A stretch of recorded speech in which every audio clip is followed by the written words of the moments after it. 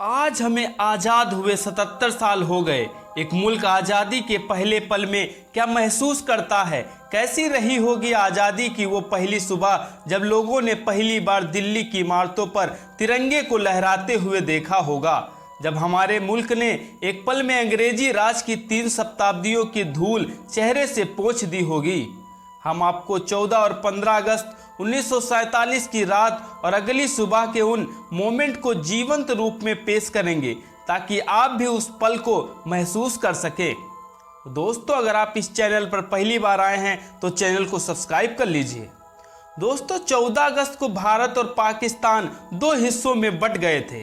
कहने को तो यह देश का बंटवारा था, लेकिन यह दिलों का, परिवारों का, रिश्तों का और भावनाओं का बंटवारा था।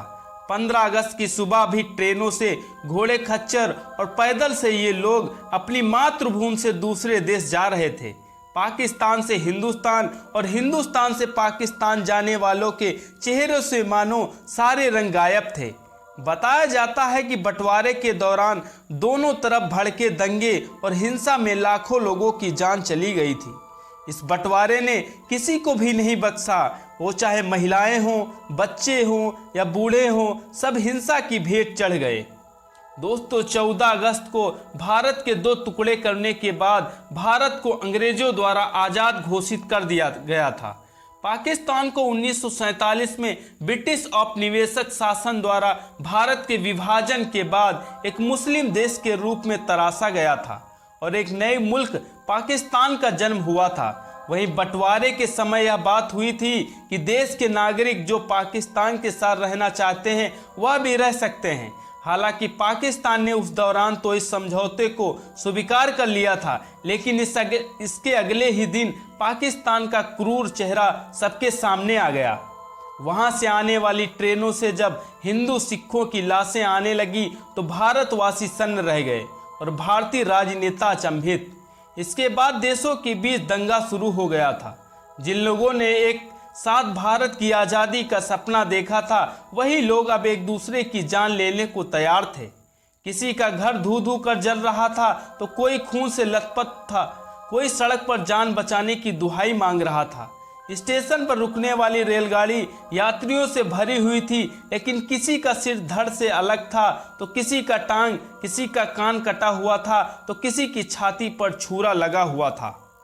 भारत की इस खौफनाक आज़ादी की जो कहानी है वह शुरू हुई साल 1945 के दौरान, जब द्वितीय विश्व युद्ध समाप्त हुआ। युद्ध समाप्त होने के तुरंत बाद ब्रिटेन में चुनाव हुआ था। उस दौरान ब्रिटेन की लेबर पार्टी ने चुनावी वादा किया था कि इस चुनाव में उसकी जीत हो जाती है तब वह भारत सहित बहुत से गुलाम देशों को आज़ाद कर देगा। ब्रिटेन में लेबर पार्टी की जीत हुई। वादे के मुताबिक फरवरी साल 1947 में लॉर्ड माउंटबेटन को इस काम को करने के लिए भारत भेजा गया था। लॉर्ड माउंटबेटन ने हिंदुस्तान को आज़ाद करने के लिए 3 जून साल 1948 का दिन तय किया, लेकिन इसी बीच अखंड भारत के लिए एक नई परेशानी मुंह खोले खड़ी हुई थी। वह थी जिन्ना की जिद।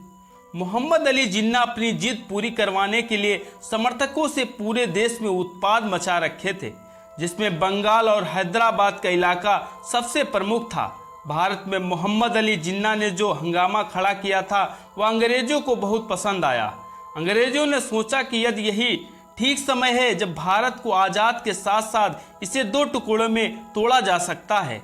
फिर क्या था, आज़ादी 3 जून 1948 को मिलने वाली। लॉर्ड माउंटबेटन ने उसके लिए 15 अगस्त 1947 का दिन तय कर दिया। एक ओर भारत को जल्द से जल्द आज़ादी का चोला पहनना था, दूसरी ओर मुस्लिम लीग के नेता मोहम्मद अली जिन्ना को मुस्लिमों के लिए अलग देश चाहिए था। वहीं अंग्रेजों को जल्द से जल्द भारत को 2 टुकड़ों में बांटना था। 14 अगस्त 1947 को पाकिस्तान नाम का एक नया देश बन गया। रात के 12 बजे के बाद यानी कि 15 अगस्त 1947 को भारत आज़ाद हो गया। लेकिन हैरानी की बात तो यह है कि दोनों ही देशों के बीच जो लकीर खींची गई थी उसे खींचने में 17 अगस्त तक का वक्त लग गया। दोस्तों, पाकिस्तान और भारत के बीच जो लकीर पहले खिंच गई थी वो लकीर आज भी खिंची हुई है और दोनों देशों के बीच नफरत की ज्वाला अभी भी धधक रही है। तो दोस्तों अगर आपको ये वीडियो पसंद आया हो तो वीडियो को लाइक करें, चैनल को सब्सक्राइब करें। जय हिंद।